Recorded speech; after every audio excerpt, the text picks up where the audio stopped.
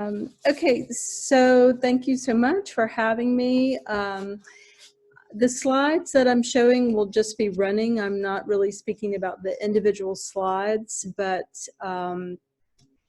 just to give you an idea of, the place I am, the work that we're doing, and some of the things that we make.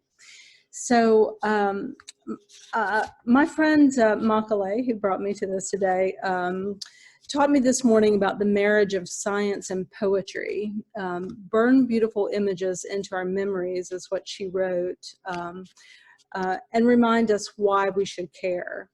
So this quote that I'd like to read for you is more prose, and I'd like to paraphrase this quote from Brother Steindl Rast in conversation with Krista Tippett that was on her show On Being. So just a note, I'm exchanging the word earth for soil in my rendition. So most people don't think of it, he said, but in the end, we always eat soil. We eat soil not in an abstract way, in a very concrete way. This hummus is what we eat, or crystals. When we eat salt, it's pretty obvious that comes out of the earth. That's soil directly. When we eat vegetables, well, the vegetables were nourished by all the nutrients in the soil, and then we eat the fruit of these plants. If you eat meat or fish, then they were nourished by vegetables, and they were nourished by the soil. It always comes back to soil. So the first time I heard that, I felt so moved, because I would say the same thing for fibers and fabric and clothing and embroidery. They are all of the soil. The materials of the soil aids in the growing of the fiber for human consumption.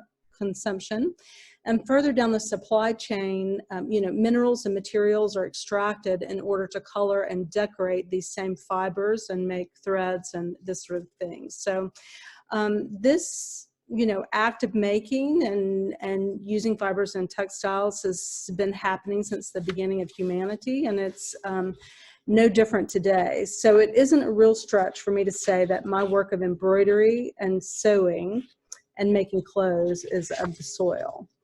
One time about 19 years ago, I even buried a collection of clothing in my vegetable and flower garden to see what color would be added to the garments themselves.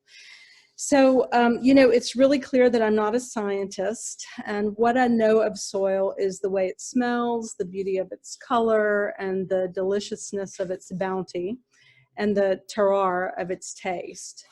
I know that the composition of the soil, which I learned is described in our community as red clayey soils with silt loam surface textures.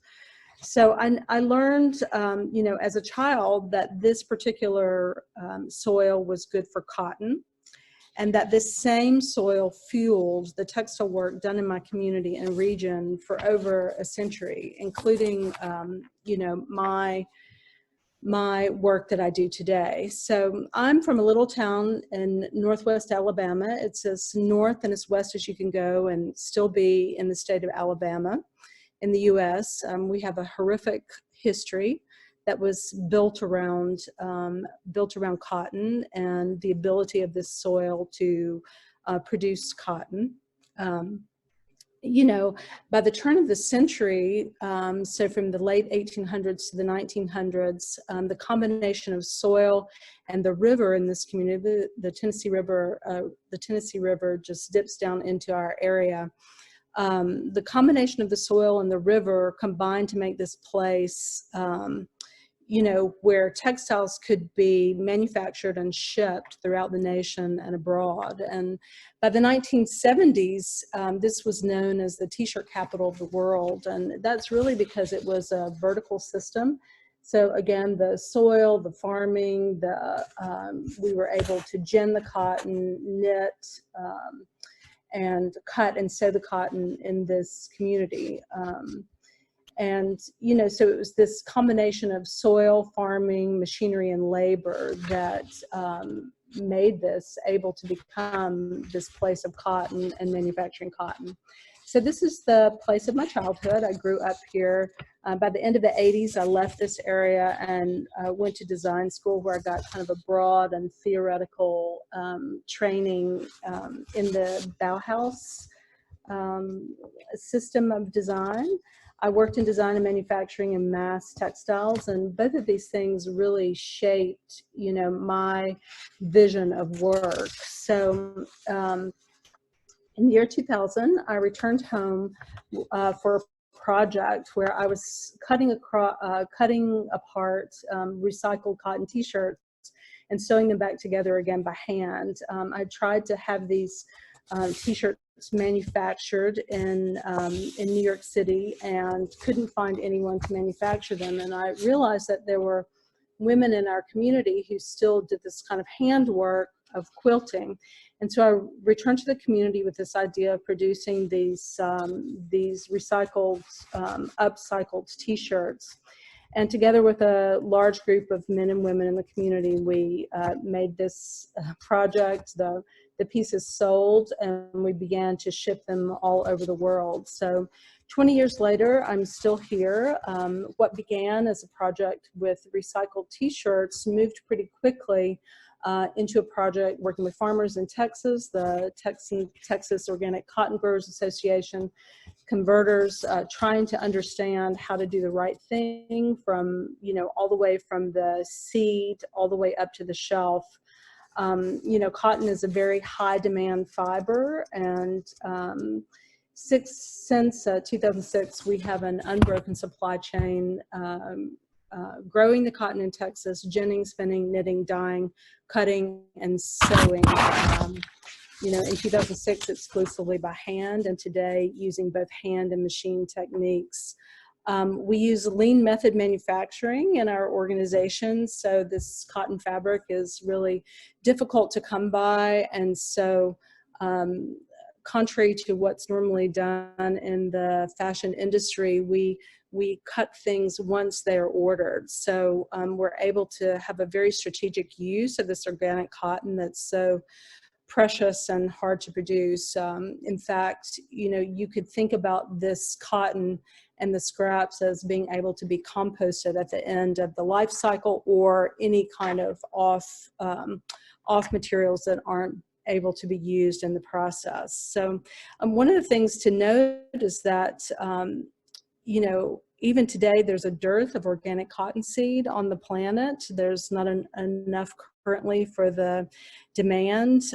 Fiber is, as I mentioned, one of the most beloved, cotton is one of the most beloved fibers on the earth because of its softness and its absorbencies.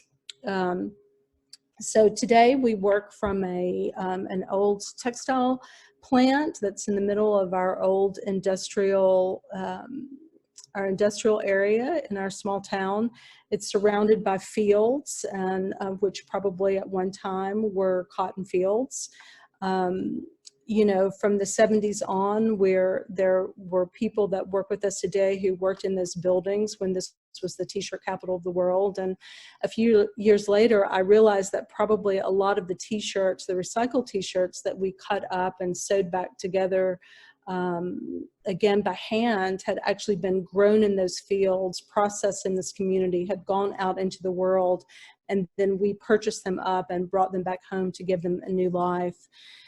So in 2013, we opened our doors. We started doing workshops, teaching people how to sew, giving tours. We have people come from all over the world to look at this project. We host dinners, and you know, yet another way that we connect our guests to the soil, the farmers, and this regional work that we're doing. In the year 2000, when I came back home, we began to collect histories of textile workers in the region. And last year, this became a 501c3 organization in partnership with the Public History Department at the local university and the National Heritage Area, which is supported by the National Park Service. This organization is called Project Threadways.